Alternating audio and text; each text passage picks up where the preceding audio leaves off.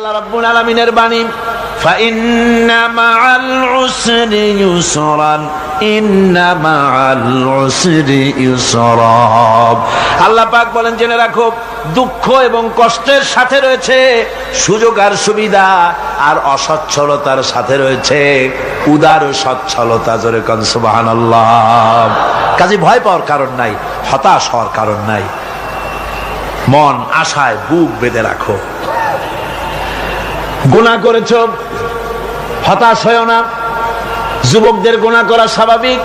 ইউনিভার্সিটির ছাত্র, কলেজের ছাত্র, প্রফেসর, শিক্ষক, অফিসার ঘুষ খেয়েছেন, জিনা করা হয়েছে, মদ খাওয়া হয়েছে, মিথ্যা কথা বলা হয়েছে, যাই কিছু করেন না কেন ভয় পাওয়ার কারণ নাই, নিরাশ হওয়ার কোনো দরকার নাই। আল্লাহ পাক ডেকে বলেছেন, কুল ইয়া ইবাদিয়াল্লাযীনা আসরাফু আলা আনফুসিহিম লা তাকনাতু মির রাহমাতিল্লাহ। আরে আমার আল্লাহর মতো এত ভালো আর কেউ আছে? এত দরদ আর কারো আছে? আমার আল্লাহ বলেন, ও নবী, আপনি শুনায় দেন,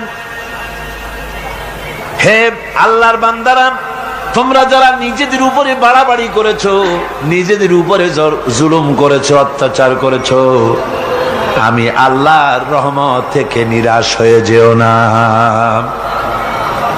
মানুষ যদি অপরাধ করে, বাপের সাথে অপরাধ করেছে, মায়ের সাথে অপরাধ করেছে, মা বাবা সন্তানের চাইতে এত বড় কল্যাণকামী তো আর কেউ নাই, কিন্তু মা বাবা কোনোদিন বলে না, আয় আমার ছেলে তোরে মাফ করে দেই, এরকম বলে নাকি? মন চায় ছেলে যদি মাপ চাইতো, খুশি হয়ে মাফ করে দিতাম, কিন্তু কেন যে আসে না, ডাকে না যে আয় মাফ করে দেই। মা বাপ আপনাকে এত ভালোবাসে, সেই মা বাপও আপনাকে বলে না যে আয় মাফ করে দেই।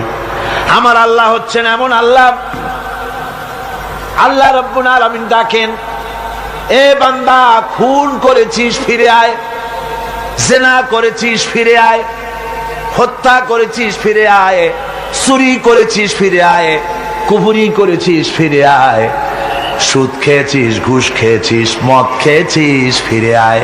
এসে আমার দরবারে চোখের পানি ফেল, আমার দরবারে কাঁদাকাটি কর। ইন্নাল্লাহা ইয়াগফিরুয যুনুবা জামিআ ইন্নাহু হুয়াল গফুরুর রহিম। আমার দরবারে চোখের পানি ফেলে কান, আমি রব্বুল আলামিন জিন্দেগীর গুনাহ মাফ করে দেব। সুবহানাল্লাহ কোন, সুবহানাল্লাহ কোন। আমার কাছে কান, চোখের পানি ফেল। আল্লাহ রাব্বুল আলামিনের কাছে বান্দার দুইটা ফোঁটা বেশি প্রিয়। একটা হলো জিহাদের ময়দানে যে রক্ত ফোঁটা দেওয়া হয়, এটা আল্লাহর কাছে প্রিয়। আর আল্লাহর ভয়তে গুনার জন্য লজ্জা করে, অনুশোচনা করে বান্দা যখন চোখের পানি ছেড়ে দেয়, আল্লাহর কাছে এটা অত্যন্ত প্রিয়। নবীজি বলেছেন, বান্দা যখন গুনার ভয়তে, আল্লাহর ভয়তে, জাহান্নামের ভয়তে অনুশোচনা করে যখন চোখ দিয়া পানি ছেড়ে দেয়, ওই চোখের পানি নাকের অর্ধেক আসতে না আসতে আল্লাহ রাব্বুল আলামিন বান্দারে মাফ করে দেন। আল্লাহ বরদাস্ত করতে পারেন না যে বান্দা কান্দু। আমার ভাইরা, আল্লাহ রহমত, এই পৃথিবীতে আল্লাহর রহমতকে 100 ভাগ করা হয়েছে। আল্লাহর রহমতের কত ভাগ? এই 100 ভাগের 1 ভাগ সারা পৃথিবীতে ছড়াই দেওয়া হয়েছে। আর 99 ভাগ কার কাছে? আল্লাহর কাছে। একটা ভাগ দুনিয়া ছড়ানো হয়েছে আদম আলাইহিস সালাম থেকে নিয়ে এই পর্যন্ত, এখান থেকে নিয়ে কিয়ামত পর্যন্ত পৃথিবীতে যত মানুষ আসবে, যত প্রাণী আসবে, তাদের মধ্যে প্রাণী জগতেও গাবি তার বাছুরকে ভালোবাসে, ঠিক কিনা? হাতি তার বাচ্চাকে ভালোবাসে, ঠিক কিনা? মুরগি তার বাচ্চাকে ভালোবাসে কিনা? প্রত্যেক মাই তার সন্তানকে ভালোবাসে মানুষের মতো।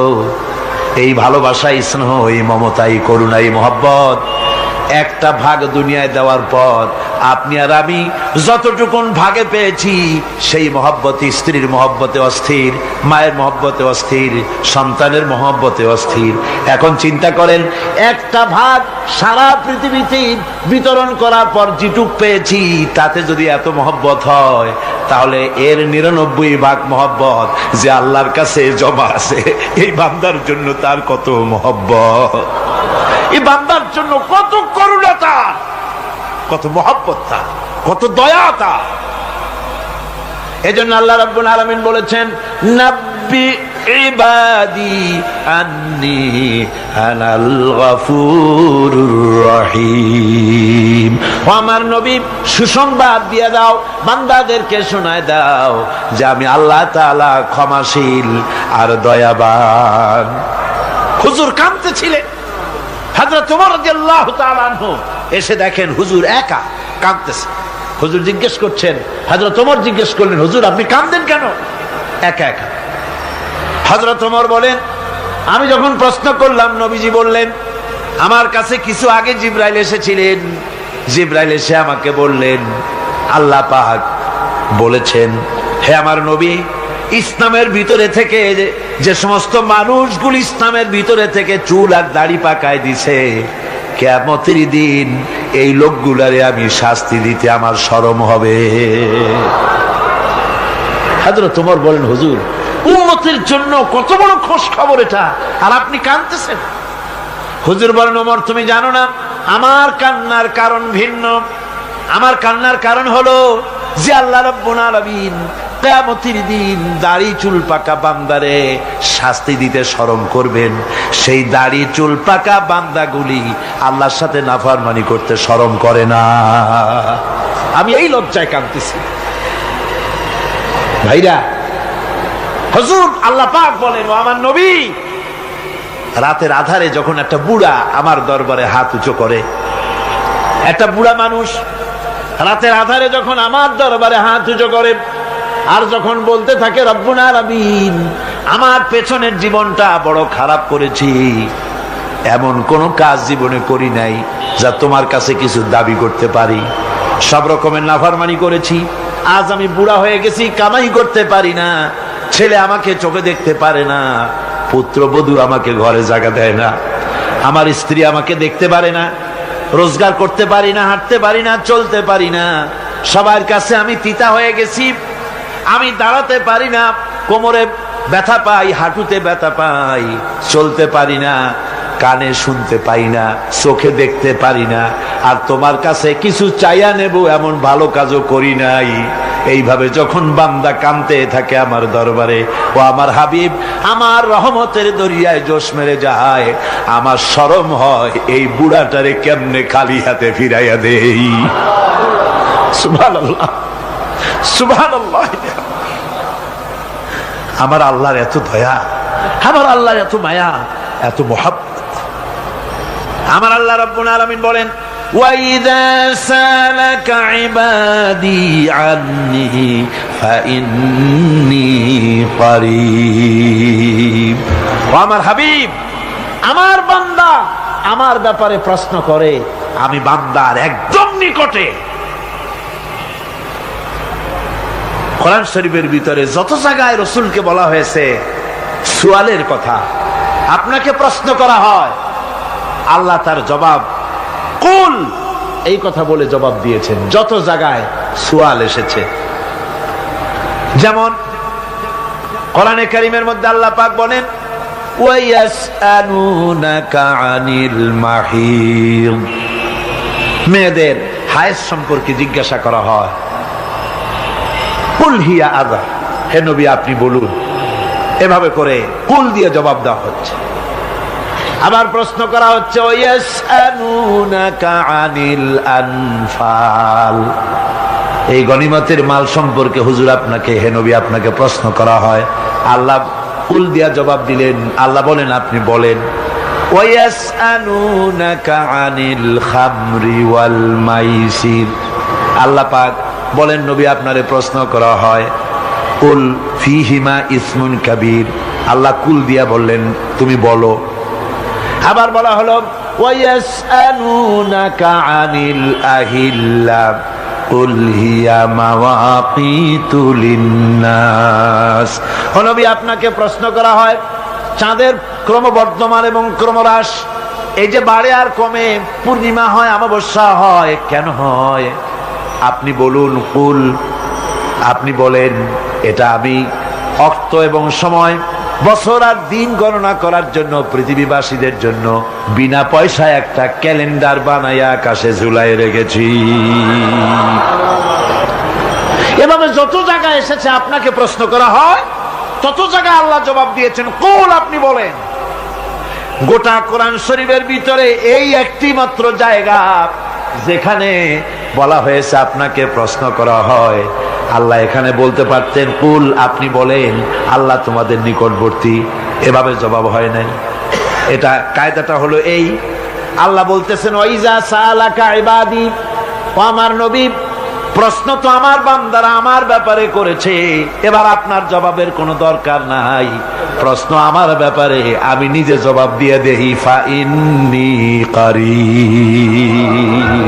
ও বান্দা, আমার ব্যাপারে প্রশ্ন করেছিস, জবাব আমি দেই, আমি তোর সবচাইতে বেশি নিকটে। সুবহানাল্লাহ, কত নিকটে? ওয়ানাহনু আকরাবু ইলাইহি মিন হাবলিল ওয়ারিদ। তোর যে রগ, এই শাহরগের চাইতেও আমি তোর বেশি কাছে। সুবহানাল্লাহ। আমারে ডাক, আমারে ডাক, কলিজা দিয়া ডাক, অন্তর দিয়ে ডাক। মনের থেকে মানুষ যদি ডাকে, মুখের ডাক আর মনের ডাক এক জিনিস নয়। দিল সে জুবাত নিকলতি হ্যায়, असर रखती है पर नहीं मगर ताकते परवाज रखती है। দিল থেকে যে কথা বেরোয় তা প্রভাব বিস্তার করে, ডানা নাই কিন্তু ওড়ার ক্ষমতা রাখে।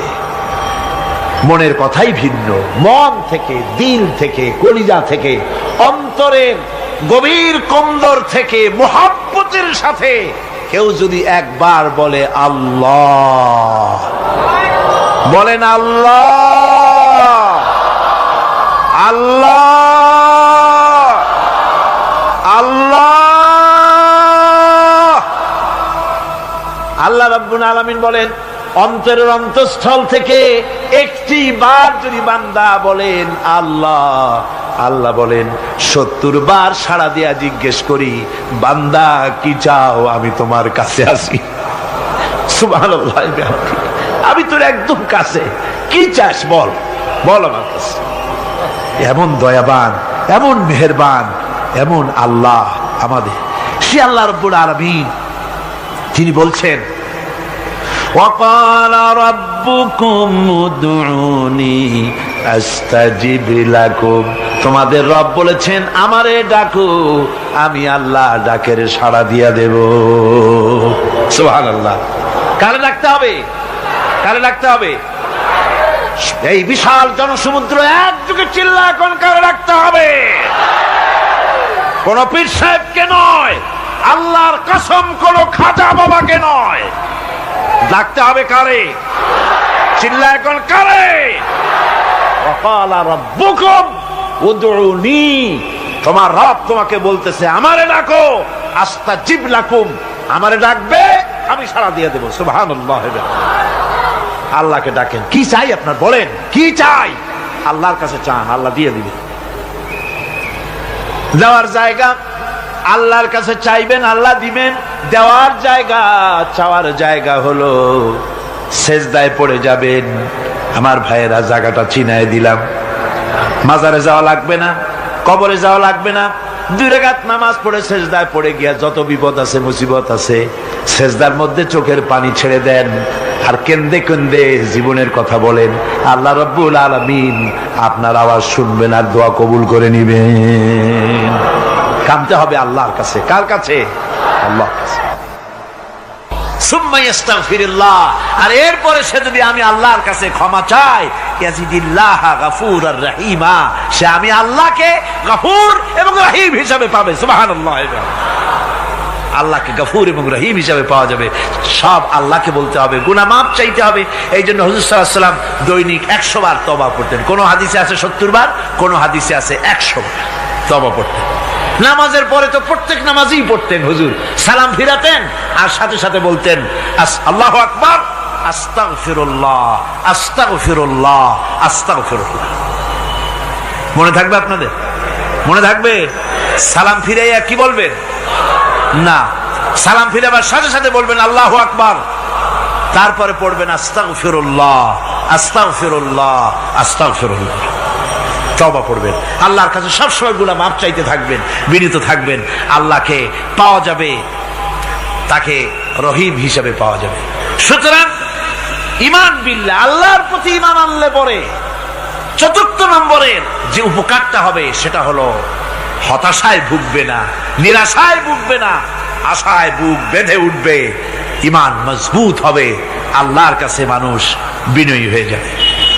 এবার পঞ্চম নম্বরের উপকার আমি বলছিলাম, ঈমান বিল্লাহ, আল্লাহর প্রতি ঈমান আনলে পরে অসংখ্য উপকার হয়, অসংখ্য বৈশিষ্ট্য আছে।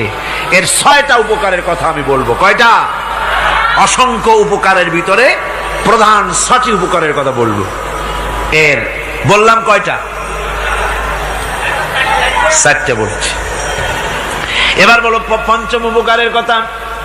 আল্লাহর প্রতি আপনি পূর্ব পশ্চিমে কতবার মুখ ঘোরালেন, এটাই কিন্তু আপনার আসল সৎ কাজ নয়। আসল সৎ কাজ হলো আল্লাহর প্রতি ঈমান আনা।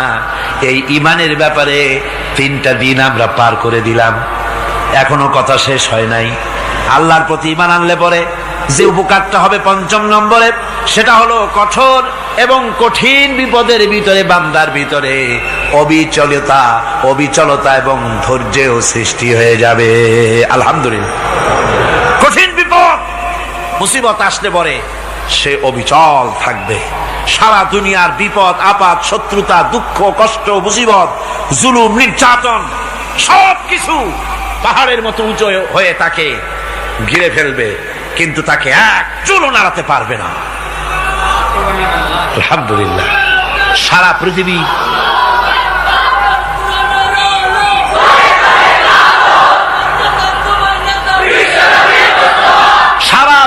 একদিকে আর সে একা একদিকে থাকবে।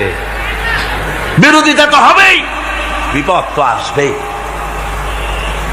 কবি বলতেছেন, সাথে যা কার রহা হ্যায় अज़ल से ता इमरोज, सतेजा का रहा है अज़ल से ता इमरोज, चरागे मुस्तफावी से शरारे बुलहबीस। সে আবহমান কাল থেকে শুরু করে মুস্তাফা সাল্লাল্লাহু আলাইহি ওয়াসাল্লামের দীপ শিখার সাথে আবু জাহেল, আবু লাহাবের অগ্নিস্ফুলিঙ্গের টক্কর লেগেই আছে।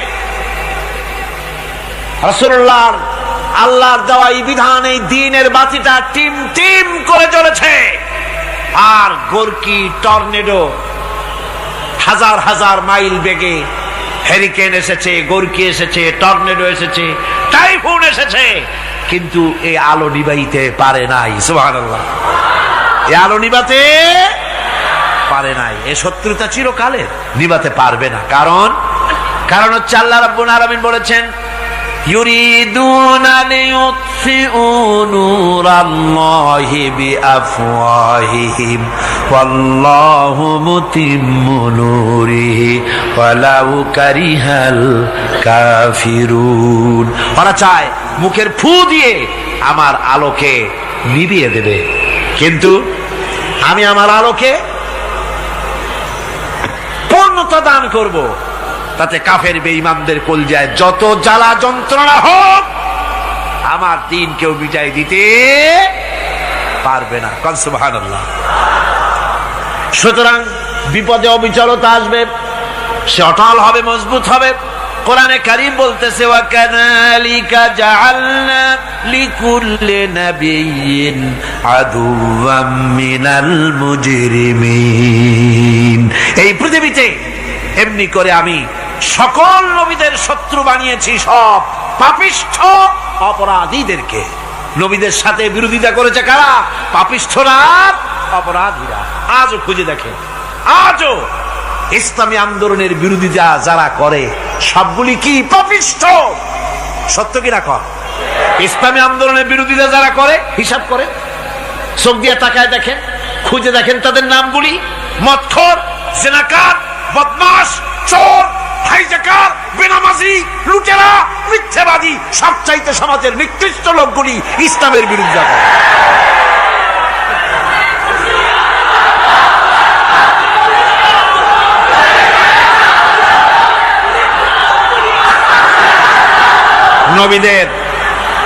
নবীদের শত্রু আল্লাহ বলেন সব যুগে নবীদের সাথে শত্রুতা করেছে পাপিষ্ঠরা। আল্লাহর কথা, কার কথা? সকল যুগে নবীদের সাথে শত্রুতা করেছে পাপিষ্ঠরা, নিকৃষ্ট ধরনের অপরাধীরা। সুতরাং নবী রাসূলদের অবস্থা যখন এই, তখন দ্বীনের দাওয়াত যারাই দেবে তাদের কিসমত এরকম হবেই। এই বাধার মোকাবেলা তাদেরও করতে হবে। এই যে বাধাটা আসে, এই যে মারে, অপরাধ কি? এই যে তারা চোর বা ডাকাত যাদের মারা হয়। আল্লাহ রাব্বুল আলামিন বলেন অপরাধ হলো ওয়ামা নাকামু মিনহুম ইল্লা আইয়ুমিনু বিল্লাহিল আজিজিল হামিদ। অপরাধ হচ্ছে ইমানদার লোকদের উপরে নির্যাতন চালিয়েছে, অন্য কোনো কারণে নয়। কারণ একটাই, তারা আল্লাহর জমিনে আল্লাহর দ্বীন প্রতিষ্ঠা করতে চেয়েছে, আর কোনো অপরাধ না। জমিন আল্লাহর, জমিন কার? এই বিশাল জনসমুদ্র গর্জে উঠুন একযোগে, বলুন জমিন কার? আইন চলবে কার? এখানেই সংঘর্ষ বেঁধেছে আবহমান কাল ধরে। মানুষ অত্যাচারিত হয়েছে, সাহাবায়ে কেরাম অত্যাচারিত হয়েছেন। বুখারী শরীফের হাদিসে এসেছে রাসূল করিম সাল্লাল্লাহু আলাইহি ওয়াসাল্লামের কাছে হযরতে খাব্বাব গিয়ে উপস্থিত হয়েছিলেন। হযরতে খাব্বাব বলেন, হাদিসটা এভাবে লেখা হয়েছে বুখারীতে, ওয়ান খাব্বাব বিন আরিদ রাদিয়াল্লাহু তাআলা আনহু قال شكونا إلى رسول الله صلى الله عليه وسلم وهو متوسد بردة له في ظل الكعبة। রাসূলুল্লাহর কাছে গেলাম, কাবা শরীফের কাছে গিয়া দেখি নবীজি একটা চাদর গায়ে দিয়ে তিনি আরাম ফরমাচ্ছিলেন কাবা শরীফের ছায়ায়। সেখানে গিয়ে বললাম, আলা তাস্তানসিরু লানা আলা তাদউ লানা ইয়া রাসূলুল্লাহ, হে আল্লাহর রাসূল, আপনি কি আমাদের জন্য আল্লাহর কাছে দোয়া চাইবেন না? আপনি কি আল্লাহর কাছে আমাদের জন্য সাহায্য চাইবেন না? আমাদের লোকগুলিকে, মুসলমানগুলিকে মারতে মারতে তো শেষ করে ফেলে দিল। তারা আমাদের সুমাইয়াকে মারলো, আমাদের খাব্বাবকে উটের সাথে পায়ের দড়ি লাগায় টানলো, আমাদের খোবায়েবকে তারা আগুনের উপরে চিৎ করে শোয়ায় রাখলো, না খায় রাখতেছে, মারতেছে, কষ্টে তো শেষ হয়ে গেলাম। হুজুর, আপনি কি আমাদের জন্য দোয়া করবেন না? হাদিস শরীফে এসেছে, নবীজি উঠে বসলেন সোজা হয়ে। নবীজি বলেন, ও আমার সাহাবী, ও খাব্বাব, শোনো, তোমাদের আগে এই পৃথিবীতে যারা দ্বীনের দাওয়াত দিতে এসেছিলেন তাদেরকে সমকালীন রাষ্ট্রশক্তি, সমাজ শক্তি তাদেরকে ধরত। ফায়ুখাজুর রাজুলো, তাদেরকে তারা ধরত। ফায়ুহফারু লাহু ফিল আরদ, আর তার জন্য জমিনের ভিতরে কবর বানাইতো। ওই কবর ফায়ুজালু ফিহা, ওই কবরের ভিতরে তাকে কোমর পর্যন্ত গেড়ে দিত। সুম্মা ইউতা বিল মানশার, এরপরে করাত আনতো। ফায়ুদাউ আলা রাসিহি, এরপরে ওই করাত তার মাথার উপরে রাখতো। ফায়ুজালু নিসফাইন, এরপরে করাত দিয়া চিরে জীবিত মানুষটারে দ্বিখণ্ডিত করে ফেলে দিত। মা ইয়াসুদ্দুহু যালিকা আন দীনিহি, ও আমার খাব্বাব, এত কষ্ট দেওয়ার পরেও সেই যুগের কোন মুসলমানকে, দ্বীনের দায়ীদেরকে আল্লাহর দ্বীন থেকে এক চুলো তারা সরাই দিতে পারে নাই, এক চুলো সরাতে পারে নাই। ওয়াল্লাহি, ও খাব্বাব, আমি আমার আল্লাহর নামে কসম করে বলছি, লা ইউতাম্মান্নাল্লাহু হাযাল আমরা হাত্তা ইয়াসিরা আর-রাকিবু মিন সানা ইলা হাযরামাউত। আমি কসম করে বলি, আল্লাহ রাব্বুল আলামিনের এই সানা থেকে হাজারামত পর্যন্ত লোকেরা যাতায়াত করবে, সুন্দরী রমণীরা গমন করবে, সদাগরেরা যাতায়াত করবে, টাকা নিয়া পয়সা নিয়া যাতায়াত করবে। তাদের মনের মধ্যে লুটের ভয়, টাকার ভয়, চুরির ভয়, ডাকাতির ভয়, জেনার ভয়, হত্যার ভয়, ধর্ষণের ভয়, কোন ভয় থাকবে না। লা ইয়াখাফু ইল্লাল্লাহ, আল্লাহ ছাড়া কোনো ভয় থাকবে না। এমন একটা সমাজ, এমন একটা সময় আসবে। ওয়ালাকিন্নাকুম তাস্তাজিলুন, অথচ খুব তাড়াহুড়ো তোমরা করতেছো। তাড়াহুড়ো করো না, সময় আসবে ইনশাআল্লাহ। আমার ভাইয়েরা, আমার বন্ধুগণ, কঠিন বিপদে অবিচলতা এবং ধৈর্যের দৃষ্টান্ত রেখে গেছেন আম্বিয়া আলাইহিমুস সালাম। সুবহানাল্লাহ। কঠিন বিপদে অবিচলতা, দৃঢ়তা, ধৈর্য কারে বলে, তার দৃষ্টান্ত কারা রেখেছেন? আম্বিয়া আলাইহিমুস সালাম। ওনারাই আমাদের আদর্শ, নবীরাই আদর্শ। সাহাবায়ে কেরাম রিদওয়ানুল্লাহ তাআলা আলাইহিম আজমাইন আমাদের আদর্শ।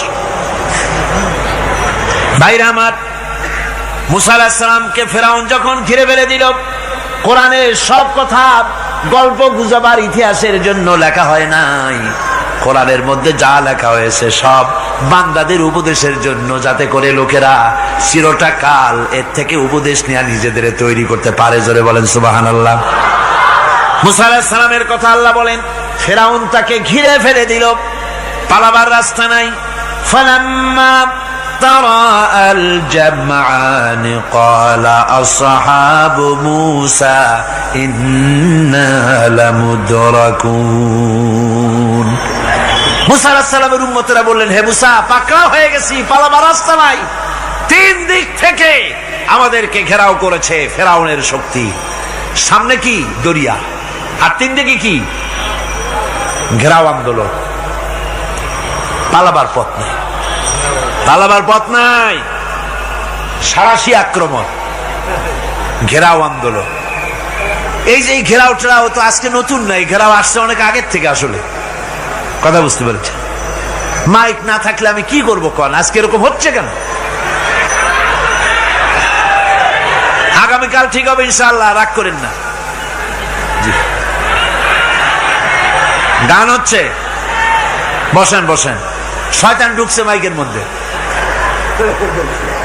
অনেক সময় হয় কি, মাইকের হাই পাওয়ারের যে মেশিন আছে, এর ভিতরে ইথার থেকে রেডিওর ওই গানগুলি ওর মধ্যে ঢুকে পড়ে।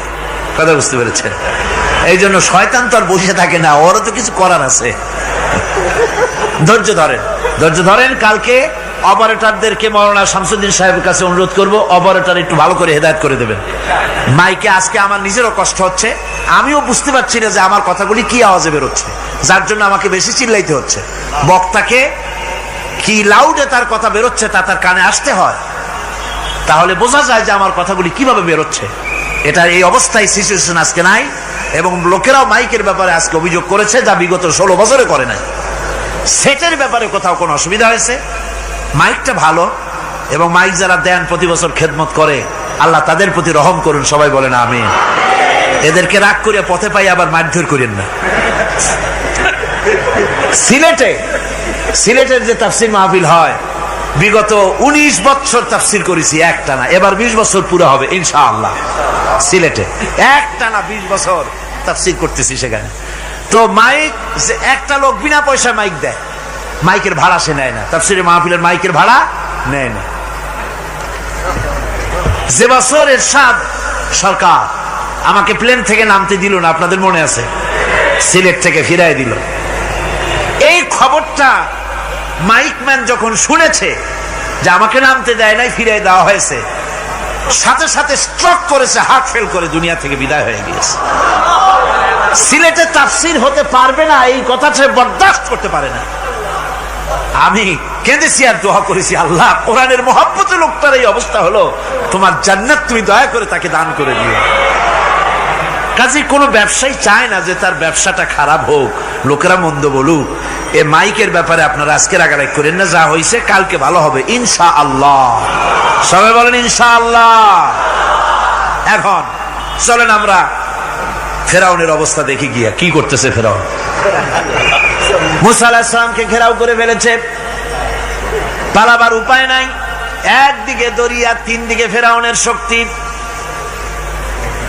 এই যে ঘেরাও টেরাও, মানে নতুন তো না, ধর্মঘট নতুন না, পুরানা জিনিস।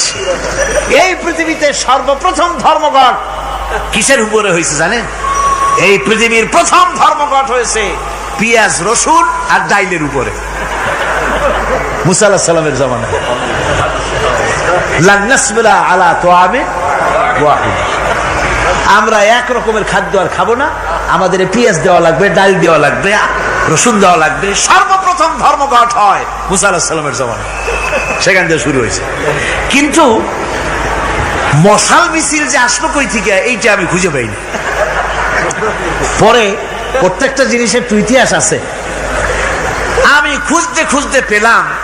আমি জানি না এর ইতিহাস মূলে কোথায়, কিন্তু আমি যদ্দূর খুঁজে পাইছি সেটা হলো মশাল মিছিলের আবিষ্কার হয়েছে লঙ্কায় রাবণের সময়। হনুমানের লেজে আগুন দিয়া তারপরে লঙ্কা কাণ্ড ঘষালো, নামই আছে লঙ্কা কাণ্ড। হনুমানেরা লেজে আগুন দিয়ে রাবণ যে লঙ্কায় মশাল মিছিল করেছিল হনুমানদের দিয়া, ওই হনুমানের ওই সিস্টেমটা এখনো আমাদের দেশে চালু আছে। এইটা আসলে কোন ভদ্র লোকের এই মিছিল হওয়া উচিত না। আগুন নিয়ে কিসের মিছিল? আগুন হলো জাহান্নামের প্রতীক। আগুন কিসের প্রতীক? জাহান্নামের প্রতীক। যদিও আমাদের উপকারে লাগে, কাজে লাগে। সুতরাং আমরা যা করব প্রত্যেকটা জিনিসের পেছনে সুন্নতে নববীর কোনো না কিছু থাকতে হবে। কথা বুঝতে পেরেছেন? তিন দিক থেকে ঘেরাও হয়ে গেছে, পালাবার কোনো রাস্তা। হযরতে মুসা আলাইহিস সালামের কাছে উম্মতেরা বললেন, পালাবার তো কোনো পথ নাই, এখন উপায়টা কি? আমাদের তো আর উপায় নাই। মুসা আলাইহিস সালাম দেখেন বিপদে পড়ে গেছেন, কিন্তু ধৈর্য হারান নাই, ভয় পান নাই। ভয় পাইছিলেন? ভয় পেয়েছেন? প্রশ্নই ওঠে না। মুসা আলাইহিস সালাম আল্লাহ পাক যাদেরকে বলেছেন উলুল আযম রাসূল, যাদের বলেছেন তার মধ্যে হযরত মুসা একজন উলুল আযম পয়গম্বর। চারটিখানি কথা না, আল্লাহ কথা বলছেন তার সাথে, কালিমুল্লাহ তিনি। সুবহানাল্লাহ। মুসা আলাইহিস সালাম শোনালেন, কাল্লা ইন্না মাইয়া রাব্বি সায়াহদিন। কখনো নয়, আমার উম্মতেরা ভয় পেও না, আমার রব অবশ্যই আমাকে পথ দেখাবে। সুবহানাল্লাহ। তিন দিক থেকে শত্রু, একদিকে দরিয়া, পালাবার কোন রাস্তা নাই। সেখানে দৃঢ়তার সাথে তিনি বলছেন, অবশ্যই আমার আল্লাহ আমারে পথ দেখাবে। সুবহানাল্লাহ। নবীরা এই দৃঢ়তা দেখিয়েছেন, অবিচলতা দেখাইছেন। আল্লাহ পাক মুসা আলাইহিস সালাম যখন এই দৃঢ়তা দেখালেন, এই অবিচলতা দেখালেন, সঙ্গে সঙ্গে জিবরাইল এসে হাজির হয়ে গেলেন। আল্লাহ পাক বলেন, ফাআওহাইনা ইলা মূসা আন আদরিব বিআসাকাল বাহরা ফানফালাকা ফাকানা কুল্লু ফিরকিন কাত্তাউদিল আযীম। মূসা আলাইহিস সালামকে আমি ওহী নাযিল করলাম, তাকে বললাম হাতে যে লাঠি আছে এই লাঠি দিয়ে আঘাত করো দরিয়ার উপরে। দরিয়ার উপরে আঘাত করলেন, একটা রাস্তা হয় নাই, 12টা রাস্তা তৈরি হয়ে গেল। আর দেওয়ালগুলা পাহাড়ের মতো উঁচা হয়ে গেল। দরিয়ার ভিতরে পাহাড়ের মতো উঁচা, মজবুত 12টা রাস্তা। এবার মুসা আলাইহিস সালাম তার দলবল নিয়ে চললেন। আল্লাহ রাব্বুল আলামিন বলেন, ওয়া আনজাইনা মূসা ওয়া মান মাআহু আজমাইন। মুসা এবং তার সাথী সঙ্গীদেরকে আমি পার করে দিলাম। মুসা আলাইহিস সালাম এবং তার সাথী সঙ্গী নিয়ে যখন দরিয়ার মাঝখানে আসছে, ফেরাউন তার দলবল নিয়ে এসে গেছে। আসে দেখে নদীর মধ্যে রাস্তা। বাবা, খুব তো কায়দা। ও মনে করছে ওর বাজানের তৈরি করা ডিস্ট্রিক্ট বোর্ডের রাস্তা। ওর লোকজন নিয়ে নেমে গেছে দরিয়ার ভিতরে, ও আসছে মাঝখানে, মুসা আলাইহিস সালাম চলে গেছেন ওপার, দরিয়া পার। মাঝখানে যখন এসে গেল, আল্লাহ রাব্বুল আলামিন পানিকে অর্ডার করলেন কুন। আল্লাহর তো বটন টেপা লাগে না, মুখ দিয়া কোনো হুকুম করা লাগে না, শুধু বলেন কুন। যে ব্যাপারে কুন বলেন ফায়াকুন, সাথে সাথে হয়ে যায়। আল্লাহ বললেন কুন, আর অমনি রাস্তা বন্ধ হয়ে গেল। এবার তুফান শুরু হয়েছে নদীতে, ঢেউয়ের উপরে ঢেউ, মৌজুন কাল জিবাল, পাহাড়ের মতো উঁচু হয়ে হয়ে ঢেউ আসতেছে। দলবল ঘোড়া আর অস্ত্রপাতি যা ছিল সব মরিয়া শেষ। এবার ফেরাউন একা উপরে ওঠে আর নিচে নামে, পানি খেতে খেতে পেটের কাম সারা, জনমের খাওয়া খাইছে পানি। এখন জান যায়, বাঁচবার আর উপায় না, বাঁচবার আর উপায় নাই।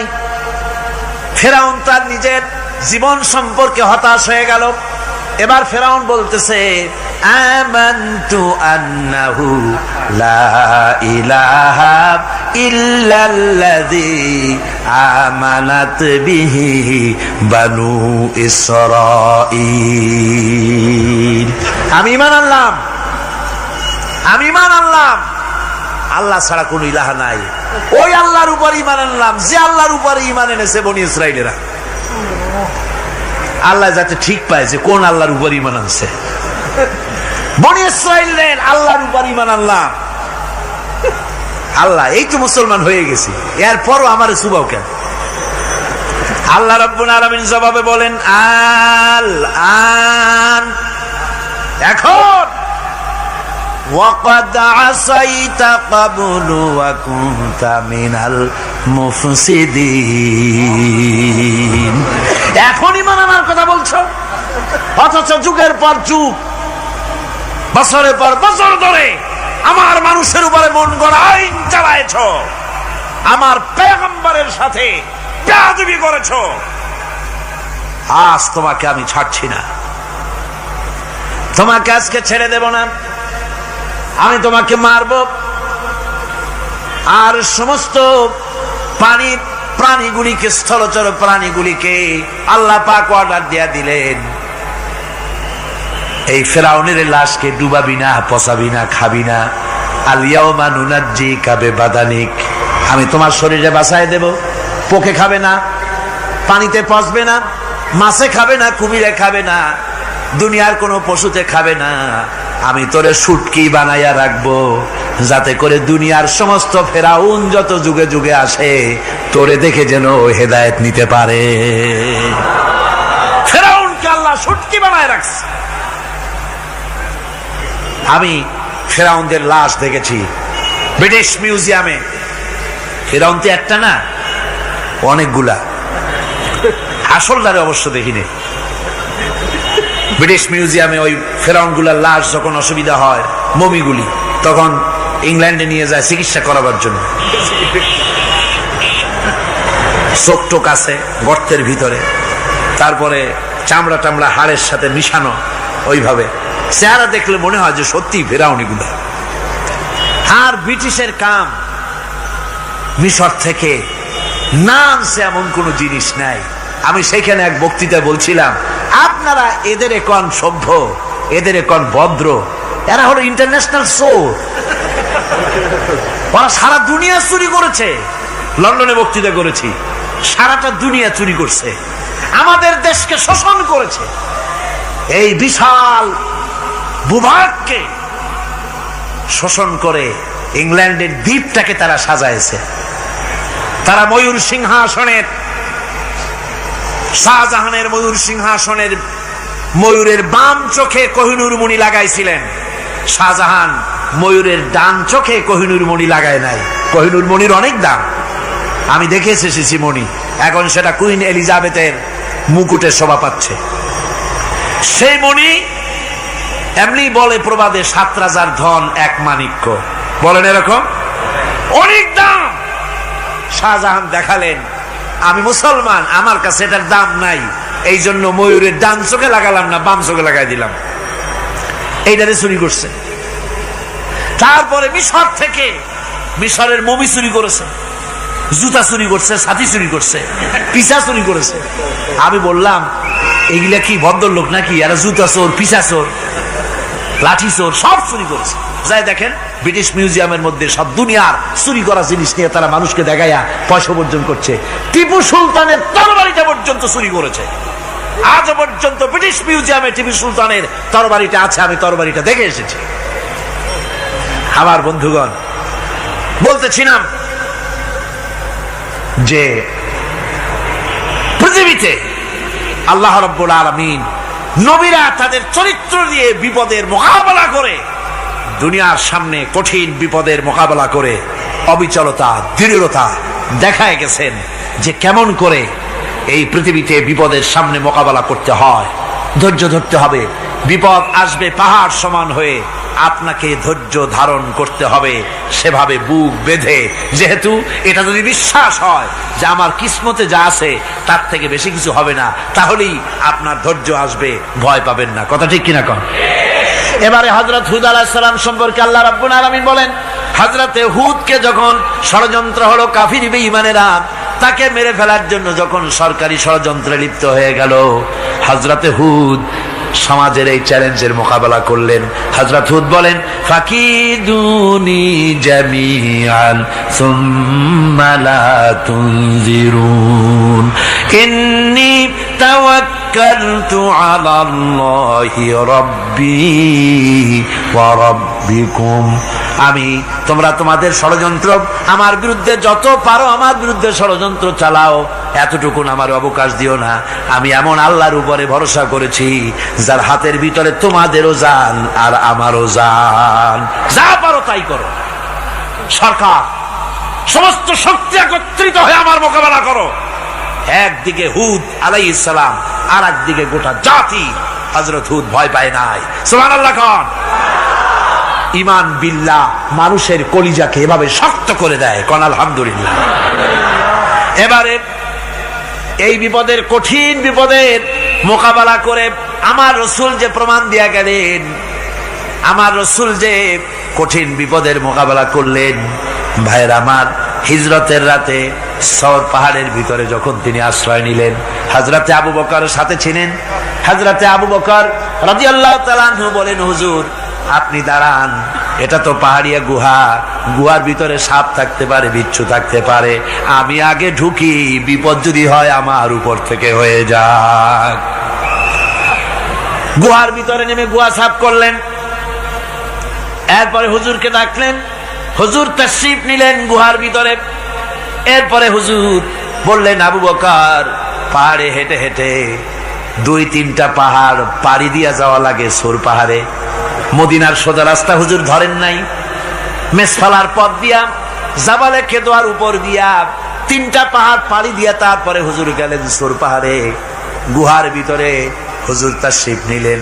বললেন, আবু বকর তুমি বসো, তোমার উরুর উপরে মাথা রেখে আমি একটু আরাম করি। হযরতে আবু বকর বসলেন, হুজুর তার উরুর উপরে মাথা রেখে ঘুমায় গেলেন। আর এরপরে কাফির বেঈমানেরা তালাশ করতে করতে কাফেরেরা এসে গেল পায়ের চিহ্ন দেখে দেখে গর্তের কাছে। হযরত আবু বকর ভয়তে কেঁদে ফেললেন, আহারে আর তো উপায় নাই, এবার তো ধরা পড়ে গেছি, এবার নবীজিকে মেরে ফেলে দেবে। নবীর মহব্বতে, নিজের মহব্বতে নয়, নবীর মহব্বতে কাঁদতেছিলেন। হুজুর বলেন, হুজুরের ঘুম ভেঙে গেল। বলো আবু বকর কাঁদো কেন? ছেলের কথা, মেয়ের কথা, বিবির কথা, বাড়ির কথা মনে পড়লো নাকি? হযরত আবু বকর বলেন, ইয়া রাসূলুল্লাহ, আল্লাহর কসম করে বলি, যেদিন ঈমান এনেছি এই কলিজার ভিতরে মা বাপ, স্ত্রী, পুত্র, পরিজন, এমনকি আমার নিজের জীবনের চাইতে আপনারে বেশি ভালোবাসি। তা কাঁদো কেন? কাঁদো কেন? হযরত আবু বকর বলেন, হুজুর ধরা পড়ে গেছি, কাফেররা এসে গেছে গর্তের কাছে, তাকালি আমাদের দেখতে পাবে, আমরা তো মাইনরিটি, ওরা তো মেজরিটি, আমরা তো ধরে মারি ফেলাই দেবে, আপনাকে মেরে ফেলে দেবে, এই জন্য কাঁদি। আল্লাহ রাব্বুল আলামিন, হুজুর তখন কি দৃঢ়তা, কি অবিচলতা, কি ধৈর্যের পাহাড় সম মনোবৃত্তি তখন দেখালেন। আল্লাহ কোরআন শরীফে চিরকাল যাতে মানুষেরা হেদায়েত নিতে পারে সেজন্য হুজুরের কথা উঠায় দিলেন কোরআনে। আল্লাহ পাক বলেন, ইযহুমা ফিল গার ইয ইয়াকুলু লিসাহিবিহি লা তাহজান ইন্নাল্লাহা মা'ানা। ও বন্ধু, ভয় পেও না, আল্লাহ আমাদের সাথে আছেন। সুবহানাল্লাহ। আল্লাহ আমাদের সাথে আছেন। আমরা মাইনরিটি নই, আমরাই মেজরিটি। আল্লাহ আছে আমার সাথে, ভয় পাওয়ার কোনো কারণ নাই। সুবহানাল্লাহ। আল্লাহ পাক বলেন, فأنزل الله سكينته عليه وأيده بجنود لم تروها। আমি এদের অন্তরের ভিতরে আমি শান্তি নাজিল করে দিলাম, প্রশান্তি দিয়া দিলাম, আর আমি সাহায্য করলাম, আর এমন সব সৈন্য পাঠায় দিলাম যে সৈন্যগুলি তোমরা দেখতে পাও নাই। সুবহানাল্লাহ ওয়া বিহামদিহি। ভাইরা আমার, রাসূল করিম সাল্লাল্লাহু আলাইহি সাল্লাম এই বিপদের মাঝে, চরম বিপদের মাঝে অবিচলতা, দৃঢ়তা, কঠিন আত্মনির্ভরতা দেখিয়েছেন। এগুলি হলো ঈমানের পঞ্চম নম্বরের উপকারিতা। আল্লাহর প্রতি ঈমান আনলে এভাবে পাহাড় সম ঈমান মজবুত হয়ে যায়। জেলের পরোয়া করি না, ফাঁসির পরোয়া করি না, শহীদ হওয়ার পরোয়া করি না, মেরে ফেলে দেবে, উড়ায় দেবে, হত্যা করবে, পরোয়া করি না। পরোয়া করি কেবলমাত্র কাকে? জোরে বলেন কারে? এইরকম মুসলমান হাজার হাজার লাখ লাখ দরকার নাই, 313 জন যথেষ্ট। কয়জন যথেষ্ট? 313 জন যথেষ্ট। বদরে যারা জান দিয়ে, মাল দিয়ে দ্বীনকে প্রতিষ্ঠিত করেছিলেন, এরকম 313 জনই যথেষ্ট ছিল। এই দৃঢ়তা, এই অবিচলতা, এই ঈমান, এই ধৈর্য শিক্ষা দেয়, এই উপকার করে ঈমান বিল্লাহ। আল্লাহর প্রতি ঈমান আনলে এভাবে পাহাড়ের মতো শক্ত হয়ে যায় কলিজা। কোন আলহামদুলিল্লাহ। আমার বন্ধুগণ, এবার আমি বলবো সর্বশেষ উপকারের কথাটা বলি, মোনাজাত ছেড়ে দেব। কয়টার কথা বলছিলাম? উপকার 6টা উপকারের কথা বলেছি। অনেকগুলি বৈশিষ্ট্য, অনেকগুলি উপকারের মধ্যে আল্লাহর প্রতি ঈমানের 6টা উপকারের কথা 5টা বলা হয়ে গেছে। এবার 6ষ্ঠ নম্বর এবং শেষ নম্বর, এটা হচ্ছে আল্লাহর প্রতি ঈমান আনলে পরে তার দ্বারা সবচাইতে বেশি ফায়দা পায় সমাজ এবং রাষ্ট্র। কোন আলহামদুলিল্লাহ, কোন আলহামদুলিল্লাহ। আল্লাহর প্রতি ঈমানের দ্বারা নৈতিক সংশোধন হয় এবং রাষ্ট্র আর সমাজ সবচাইতে বেশি উপকৃত হয়। কারণ হলো ঈমানদার ব্যক্তি আল্লাহর প্রতি যে ঈমান এনেছে, তার মনের মধ্যে ধারণা এটা হয়, আমার কোনো কাজ তো গোপন থাকে না। ইন্নাল্লাহা লা ইয়াখফা আলাইহি শাইউন ফিল আরদি ওয়ালা ফিস সামা। আল্লাহর কাছে গোপন বলতে কিছু নাই, আকাশেও নাই, জমিনেও নাই, কোনো কিছু গোপন নাই। সুতরাং আমি যা করি সব আল্লাহ দেখেন এবং শোনেন। এমনকি মানুষ যে কল্পনা করে, সে কল্পনাও আল্লাহ টের পায় না, নাকি? টের পায় কিনা?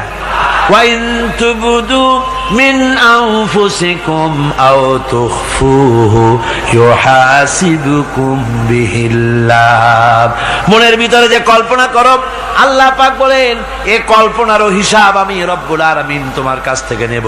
ফায়ুআযযিবু মান ইয়াশাউ, যারে খুশি শাস্তি দেব, আর যারে খুশি আমি মাফ করে দেব। জোরে বলেন সুবহানাল্লাহ। ফায়াগফিরু লিমান ইয়াশা ওয়া ইউআযযিবু মান ইয়াশা, যারে খুশি মাফ করব, যারে খুশি শাস্তি দেব, কল্পনারও হিসাব নেব। এই কথা মুমিনের যদি জানা থাকে, তাহলে আর তার কোনো চিন্তা থাকে না, তার নৈতিক চরিত্র ভালো হয়ে যায়। কোন সুবহানাল্লাহ।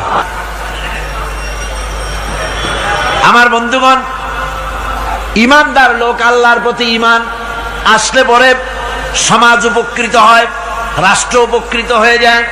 যেহেতু বান্দা জানে আমি দায়িত্বহীন কোনো কথা বলতে পারবো না, দায়িত্বহীন কোনো কাজ করতে পারবো না।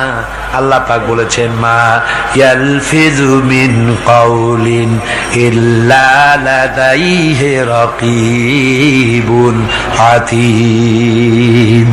বান্দা এমন কোনো কথা বলে না যে কথা আমার ফেরেশতারা রেকর্ড করে না রাখে। কাজী মুমিন ব্যক্তি আল্লাহর ভয়তে দায়িত্বহীন কথা বলবে না। নির্বাচন আসতে পরে রাস্তা সোনা দিয়ে বান্দায় দেব, এই করব সেই করব, না খাইয়া কেউ মরবেন না।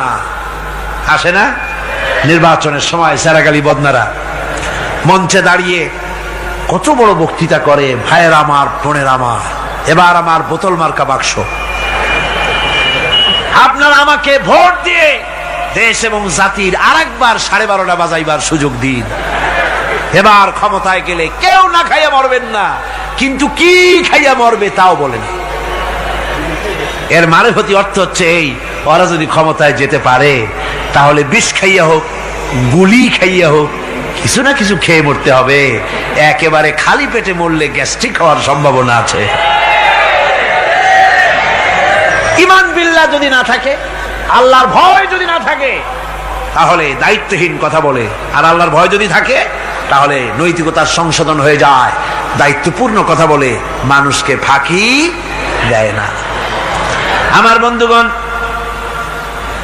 আল্লাহ রাব্বুল আলামিন তার বান্দা যারা আল্লাহকে ভয় করে, সে ভয় করা বান্দাগুলির মনের মধ্যেই চিন্তা এসে যায়, আমি যেখানে থাকি না কেন আল্লাহ আমাকে দেখতেছেন, শুনতেছেন। রাতে হোক দিনে হোক, যেখানে আছি আল্লাহ আমারে দেখতেছেন। আল্লাহ পাক বলতেছেন, ওয়া হুয়া মাআহুম ইজ ইউবাইতুনা মা লা ইয়ারদা মিনাল কওলি ওয়া কানা আল্লাহু বিমা ইয়ামালুনা মুহীতা।